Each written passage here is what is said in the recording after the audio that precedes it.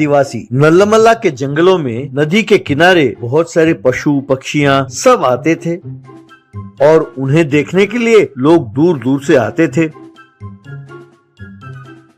और वहाँ रहने वाले आदिवासी पुनीत और पवित्रा देसी मुर्गियों को पालते थे।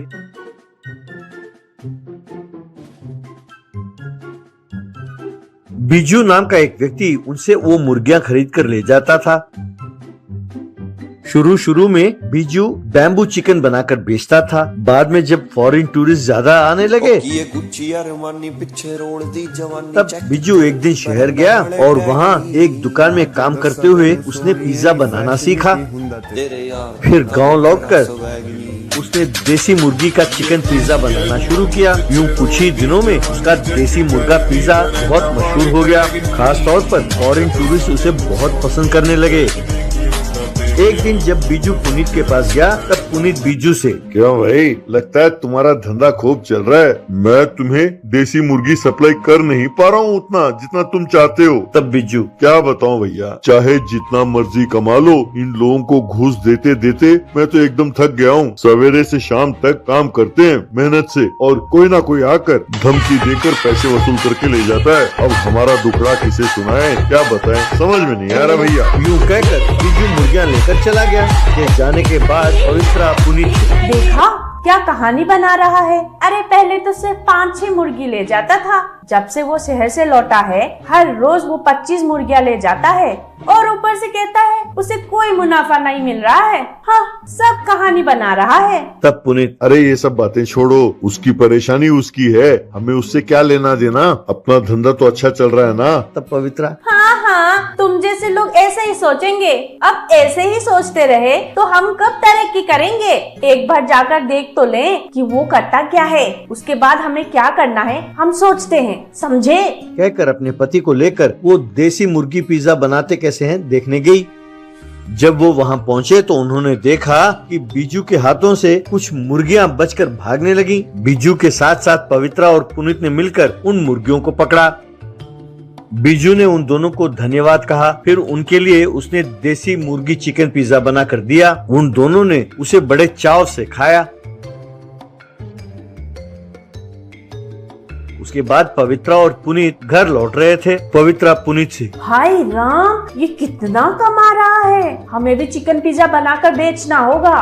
तब पुनीत, अरे भगवान 2 दिन ठहरो तो सही, इतनी जल्दबाजी ना करो, हमें ये चिकन पिज्जा बनाने का कोई अनुभव नहीं है। वो हमसे मुर्गियां खरीद रहा है ना, हमारा धंधा अच्छा चल रहा है, फिर क्यों पंगे ले रही हो। तब पवित्रा, हाँ, तुमसे कहना तो बेकार है, तुम कुछ भी कहो, मैं तो पिज्जा बनाकर बेचूंगी।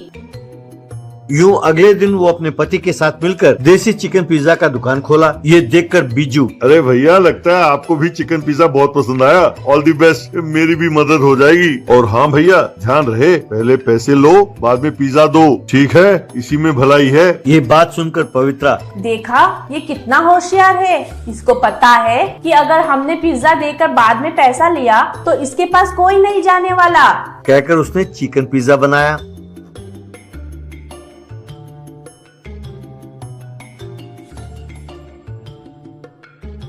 तभी राजू नाम का व्यक्ति वहाँ पहुँचा। राजू, अरे भाई, तुम मुर्गी बेचने वाले पुनीत हो ना, इस धंधे में कब उतरे? भाई बढ़िया है, माल तुम्हारा, मुनाफा भी तुम्हारा।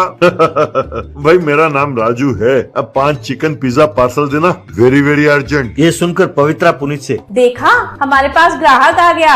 हाँ, अगर हम उसकी बात सुनते तो ऐसा नहीं होता, मैं उसकी बात नहीं मानने वाली। कहकर 5 चिकन पिज्जा बनाकर उसका पार्सल बनाकर उसने राजू को दे दिया। फिर पवित्रा राजू से, भाई साहब पूरे 1000 रुपए हुए हैं, क्योंकि आप हमारे पहले ग्राहक हो, आप हमें सिर्फ 950 रुपया दीजिए। तब राजू, क्या कहती हो बहना, कोई भाई से पैसे लेता है क्या? और हाँ सुनो, मैं आपसे हर रोज यहाँ आया करूँगा और हर रोज मुझे 5 पिज्जा बना कर देना और पैसे नहीं मांगना, ये हमारी वसूली है। चाहे तो बीजू से पूछ लो। तब पवित्रा, अरे तू है कौन? तेरे बाप ने पाले है ये मुर्गियाँ?